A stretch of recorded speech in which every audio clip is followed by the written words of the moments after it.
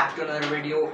आप लोगों ने बेस्ट फ़ोन्स वाली तो काफ़ी सारी वीडियोस देखी होंगी, लेकिन कौन से फ़ोन्स को परचेज़ करना चाहिए वो बहुत कम लोग बताते हैं। तो इस वीडियो के अंदर मैं आप लोगों को बताऊंगा 20K से लेकर 50K की रेंज तक जितने भी वेस्ट ऑफ मनी फ़ोन्स आते हैं उनके बारे में, और उनको क्यों नहीं लेना चाहिए ये बताऊँगा। सो लेट्स सबसे पहले यहाँ पर हमारा एक एंट्री लेवल बजट है अंडर 20K से कोई 25K तक।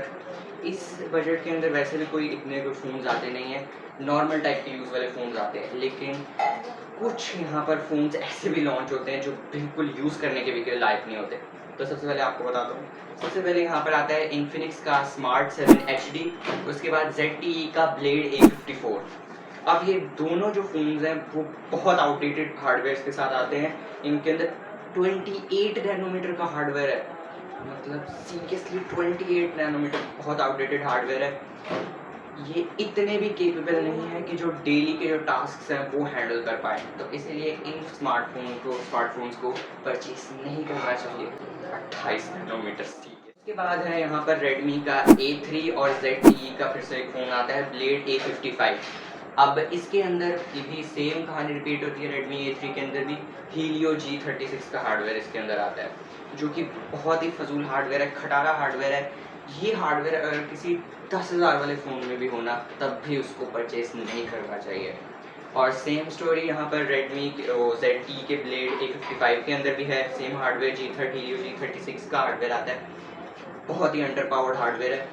ये हार्डवेयर अगर किसी फ़ोन में मिले और वो 10K का भी होगा ना तब भी उसको परचेज मत करो। इसके अंदर इतनी कैपेसिटी भी नहीं है कि अपना खुद का यहाँ पर वज़न उठा ले, तो आपका वज़न कैसे उठेगा? मेरा मतलब है कि आपकी यूसेज का वेट। इसके बाद जो यहाँ पर बजट है वो यहाँ पर कोई 30K का है। इस रेंज के अंदर जो फ़ोन्स आते हैं जो आपको नहीं लेने चाहिए वो मैं आपको बताता हूँ। सबसे पहले पोको का C75 आता है और वीवो का Y04 आता है। अब ये जो दोनों फ़ोन्स हैं वो बिल्कुल बेकार है, बिल्कुल ट्रैश फ़ोन्स हैं। सबसे पहले पोको का C75, इसके अंदर हीलियो का G81 अल्ट्रा चिपसेट है। अब जो ये चिपसेट है ये चलो कोई मैनेजेबल चिपसेट है, कोई एडजस्ट हो सकता है इस चिपसेट के साथ इंसान, लेकिन इसके अंदर 720p IPS डिस्प्ले है जो कि बहुत ही बेकार है। मीडिया कंजप्शन हर बंदे ने करना होता है, जो IPS डिस्प्ले तो चलो फिर भी कहीं यहाँ पर एडजस्ट हो जाता है, IPS डिस्प्ले से इंसान गुजारा हो जाता है उसका, लेकिन 720p की रेजोल्यूशन बिल्कुल भी एडजस्टेबल नहीं है। 720p की रेजोल्यूशन 720p के ऊपर जब आप डिस्प्ले को कंज्यूम करते हो ना तो उसमें शार्पनेस कॉन्ट्रास्ट की बहुत ज़्यादा कमी फील होती है। तो परफॉर्मेंस इसके अंदर फिर भी ठीक है, मैनेज हो जाएगी, लेकिन जो डिस्प्ले है इसका वो बहुत ही खटारा है। अगर मैं रेकमेंड करूँ तो ये जो फ़ोन है ये बिल्कुल बेकार है। और सेम स्टोरी यहाँ पर वीवो Y04 के साथ भी है। अब इसके अंदर भी यहाँ पर जो परफॉर्मेंस है वो कुछ यहाँ पर मैनेजेबल है, लेकिन सेम IPS 720p डिस्प्ले इसके अंदर भी लगाया हुआ है। मतलब कुछ भी यार, 720p IPS display seriously 30K की बजट में 720p IPS डिस्प्ले बिल्कुल भी कंसिडरेबल नहीं है। ये समझ नहीं आ रहा कि जो ब्रांड्स हैं वो इस टाइप के फ़ोन्स लॉन्च करते हुए सोचते क्या हैं। उसके बाद यहाँ पर आता है वीवो का Y03T और वीवो Y19s।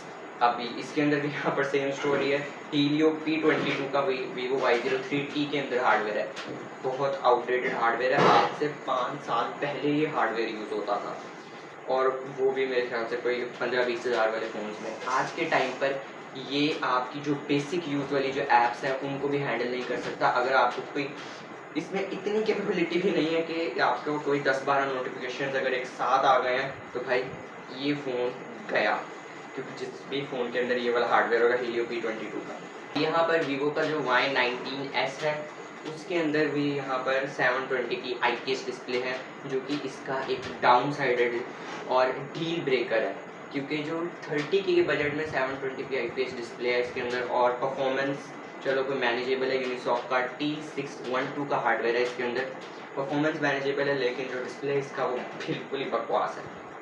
अगर मेरी मानो तो इस फ़ोन को भी मत लेना, वेस्ट ऑफ मनी है। ये प्राइस कैटेगरी है यहाँ पर 40K की, और इसके अंदर जितने भी फ़ोन्स हैं वो रियलमी के हैं।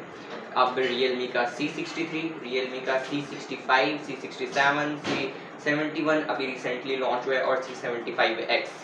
ये जो पांचों जो ये फ़ोन्स है ये बिल्कुल कचरा है, खटारा फ़ोन्स है, यूज़ करने के भी काबिल नहीं है ये फ़ोन्स।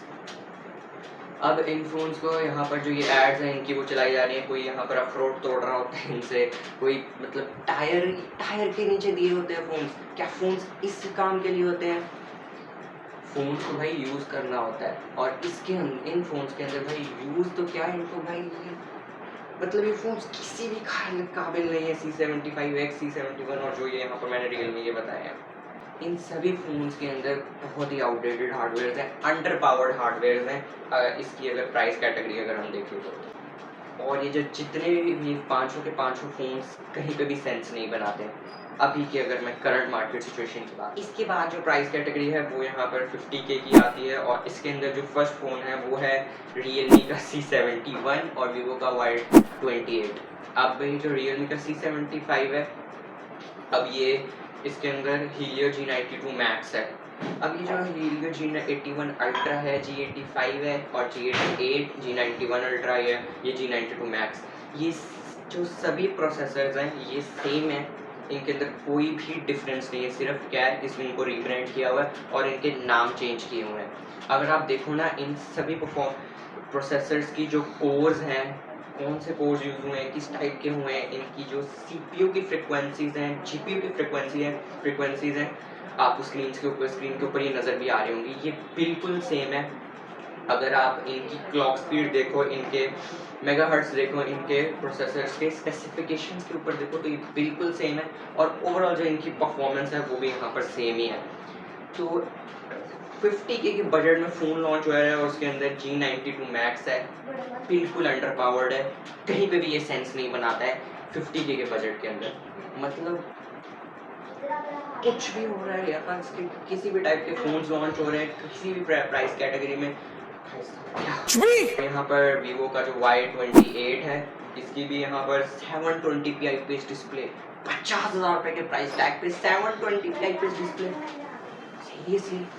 और इसके अलावा हीलियो G85 ऊपर से, मतलब दिमाग फट जाता है अगर यहाँ पर इसकी स्पेसिफिकेशंस के ऊपर देखो। टोटल वेस्ट है, बिल्कुल भी नहीं इन फोन्स को लेना, बेकार खटारा फोन है ये अपना वजन नहीं उठा सकता। पर वीवो का Y29 आता है, आईटेल का S25 अल्ट्रा आता है। अब ये जो दो फोन है ना, वीवो का जो Y29 है, इसके अंदर भाई सेम यहाँ पर रिपीट होती है चीज़, 720p IPS डिस्प्ले है और स्नैपड्रैगन 685। सीरियसली सबसे अंडर पावर्ड और सबसे जो बेकार हार्डवेयर है वो है स्नैपड्रैगन 685। मतलब और कुछ हार्डवेयर भी नहीं है यार, जिस मर्जी प्राइस कैटेगरी में चिपकाई जाओ, यहाँ पर कोई 90, 95, 80, 70 पे जाके यहाँ पर कोई डिमेंसिटी का 60-80 दे रहा है, तो कोई G99 दे रहा है। वैसे बाकी जो आगे की प्राइस कैटेगरी है उनके ऊपर भी यहाँ पर नेक्स्ट वीडियो आएगी। तो अभी जो बात करेंगे उस पर आते हैं। इसके अलावा इसके अंदर स्नैपड्रैगन 685 है, अंडर पावर्ड है, बेकार हार्डवेयर है, इसको भी लेने की जरूरत नहीं। अब आईटेल का जो S25 अल्ट्रा है, इसको मैंने क्यों यहाँ पर इस लिस्ट के अंदर रखा है, क्योंकि इसके जो ब्रांड की जो वर्थ है ना वो इतनी नहीं है कि इसके ऊपर कोई 46-47 के थाउजेंड यहाँ पर स्पेंड किए जाए।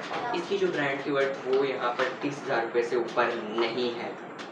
इसकी जो रीसेल है, इसकी जो यूज़र एक्सपीरियंस है इस ब्रांड का, वो यहाँ पर 30,000 रुपये से ऊपर वर्थ नहीं करता है, जिस वजह से इसको मैंने इस लिस्ट के अंदर रखा है। इसके बाद यहाँ पर ओप्पो का रिसेंटली लॉन्च हुआ A5 Pro आता है और ओप्पो का A60। अब ये जो दोनों जो फ़ोन्स हैं वो बिल्कुल बेकार हैं। अब ये जो ओप्पो का A5 Pro है, 720p IPS display, same story यहाँ पर, और थोड़ा हार्डवेयर इसके अंदर चेंज किया, स्नैपड्रैगन 6S Gen 1। अब ये कोई 5G हार्डवेयर नहीं है, ये एक 4G हार्डवेयर ही है। अब स्नैपड्रैगन 680 से और या 685 को रीब्रांड करके यहाँ पर इसको ये चिप रीब्रांड किया गया और इसके अंदर ही हार्डवेयर लगाया है। इसकी भी यहाँ पर सेम है, स्पेसिफिकेशंस, कोड, फ्रिक्वेंसी देखो तो इन तीनों हार्डवेयर की भी यहाँ पर सेम है, अंडर पावर्ड हार्डवेयर है ये। और ओप्पो का A60 की भी यहाँ पर सेम स्टोरी है। ओप्पो, अब जो ये A सीरीज़ है ओप्पो की, यहाँ पर अगर आपको बताऊँ तो ये टोटल वेस्ट ऑफ मनी है, बिल्कुल ट्रैश फोन्स हैं इनके ओप्पो की A सीरीज़ के अंदर। और इसी तरह वीवो की जो Y सीरीज़ है वो बिल्कुल बेकार है। जितने भी Y सीरीज़ के फ़ोन्स हैं वो वैल्यू फॉर मनी की कैटेगरी के अंदर नहीं आती हैं। तो ज़रा इन 2 सीरीज़ से बचना भी होगी, वाई सीरीज़ से और ओप्पो की ए सीरीज़ से, और रियलमी की भी सी सीरीज़ में इंक्लूड करता है, लेकिन इसके अंदर 1-2 फ़ोन हैं जो वैल्यू फॉर मनी है। एक रियलमी का C51 है और कुछ एक होगा। तो इसलिए मैंने इसको इस लिस्ट के अंदर नहीं रखा, रियलमी की पूरी सी सीरीज़ को नहीं रखा। तो ये थे वो फ़ोन्स जो आपको 20K से 50K के बजट के अंदर नहीं लेने थे। अब नेक्स्ट प्राइस कैटेगरी होगी 50,000 रुपये से कोई 100K की रेंज तक। उसके बाद मैं यहाँ पर स्मार्टफोन बाइंग गाइड और जो बेस्ट फ़ोन हैं उनके ऊपर भी वीडियो लेकर आऊँगा, अगर यहाँ पर डिमांड आती है। तो बाय बाय गाइस।